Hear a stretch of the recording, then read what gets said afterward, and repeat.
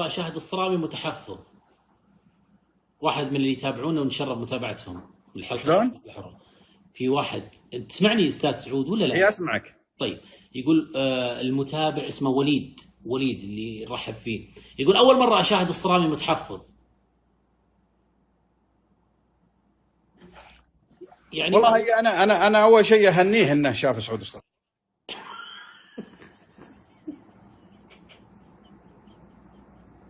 أستاذ سعود، شو أستاذ سعود؟ طيب أوكي، حتى أهني وأنا أهني نفسي إنك ضيف عندي اليوم، بس الرجال قال ملاحظة.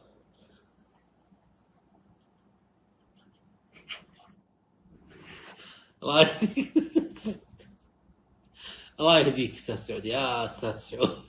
طيب جاوب على الرجال. ما عندي جواب، هذا جوابي.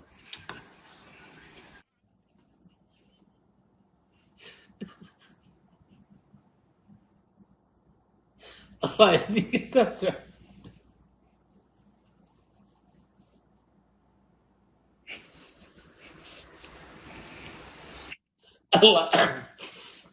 الله يهديك.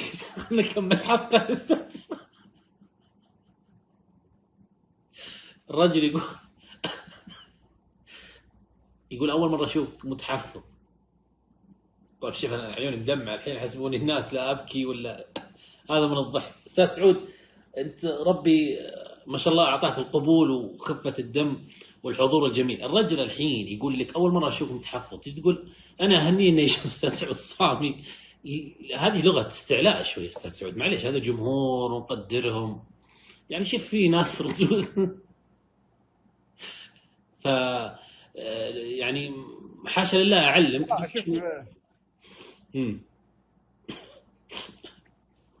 تفضل أستاذ سعود. ورا ما ناخذ فاصل أحسن.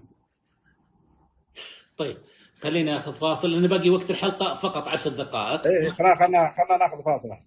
طيب، وأيضا في بسيطة جدا، في مشكلة بسيطة في الصوت أستاذ سعود، لو نعدلها ونرجع.